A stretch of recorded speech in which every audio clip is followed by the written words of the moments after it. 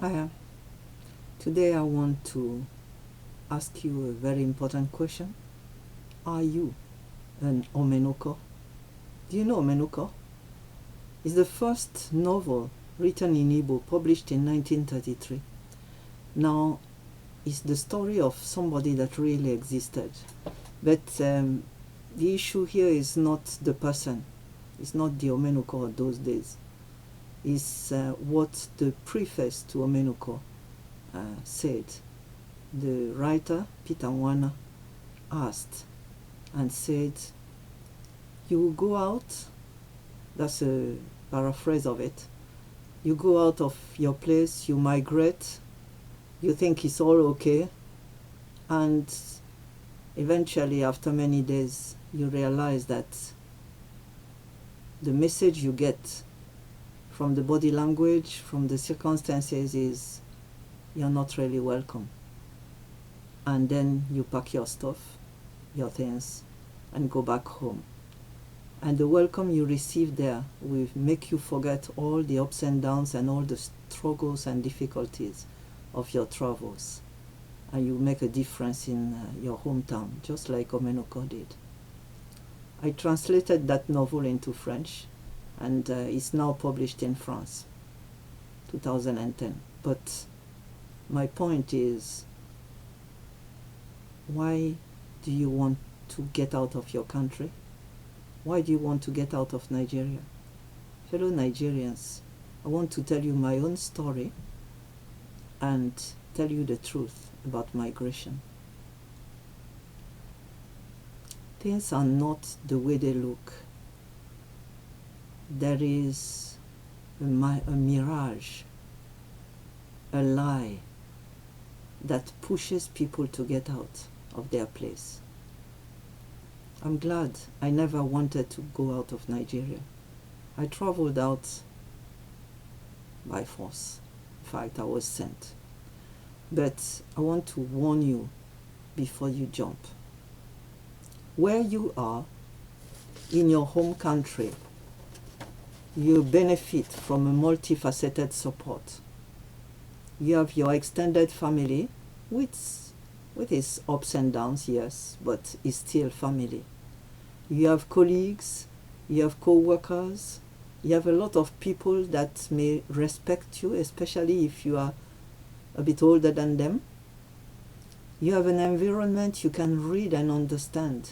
You know the codes, you know how to function, you are an insider. You know what's happening.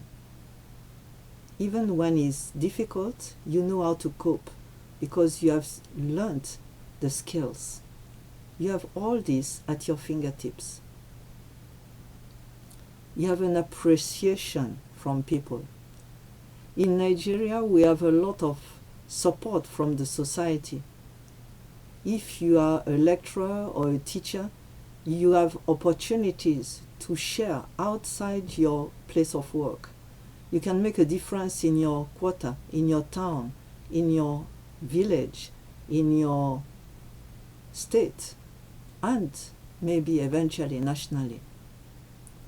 Not only in politics, I'm not talking really of that, but society. You can talk to people. Man, you can talk to men. Women, you can talk to their woman. And all this is at various levels.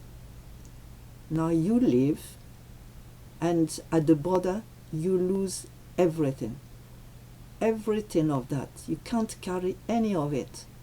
You lose your network, you lose the proximity to your family, you lose the support, you lose the knowledge, and sometimes even the language.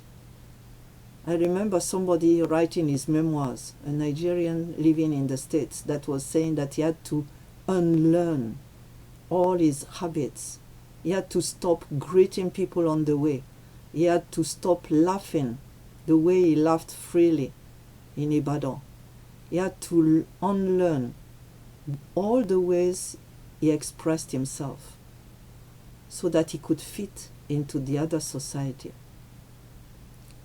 Now, there are some that succeeded. There are some that seem to have succeeded. But the cost, are you ready to bear the cost? I want to tell you, I'm not even black, yeah? At least in skin color. But I came to the UK.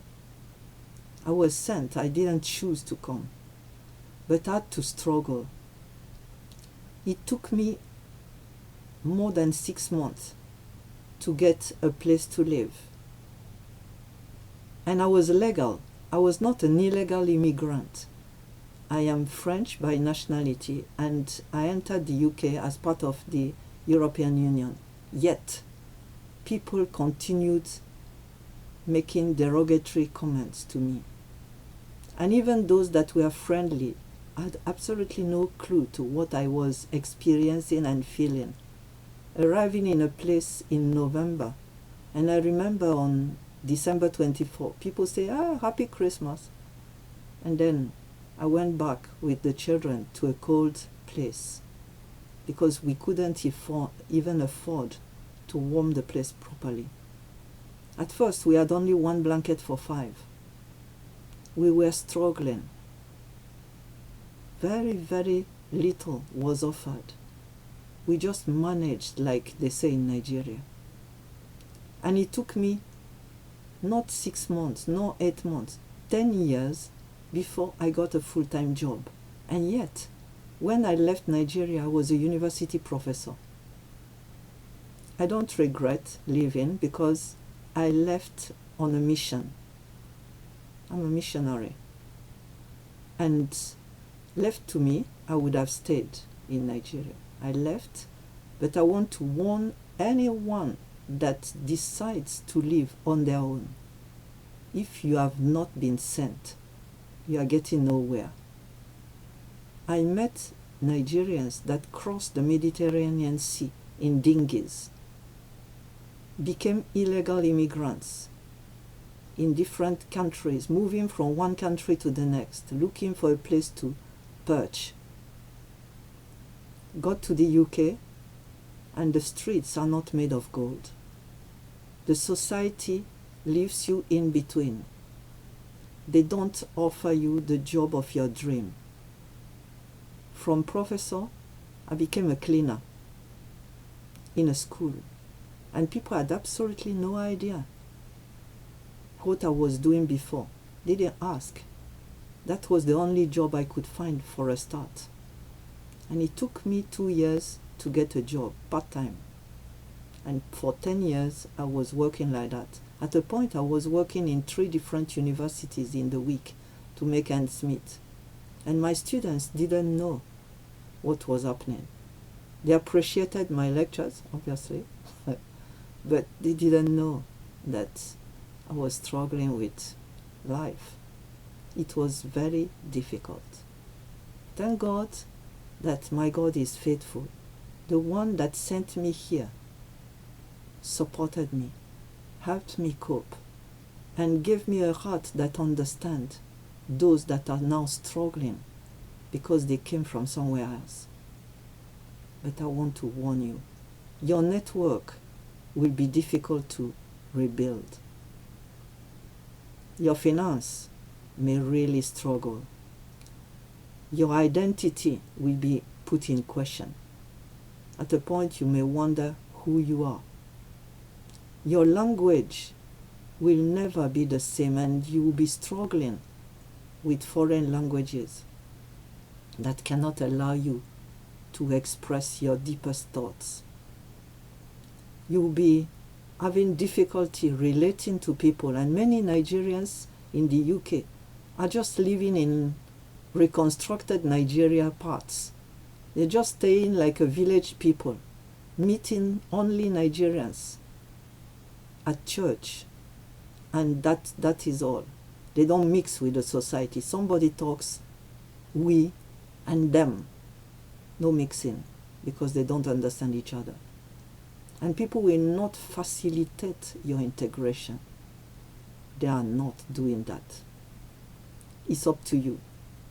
And it's hard, especially when you don't have keys to understand people's behaviors, people's body language, people's vocabulary, the way they talk. Like somebody said, I learned you were a professor.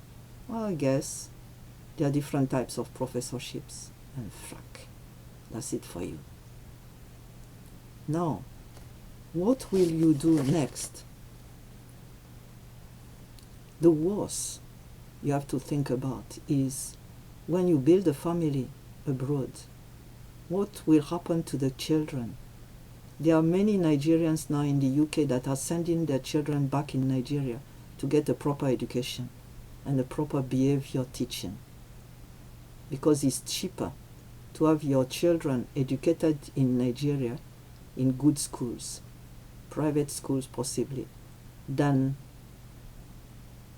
being abroad and having not got the means of putting them in private schools while the other schools are struggling.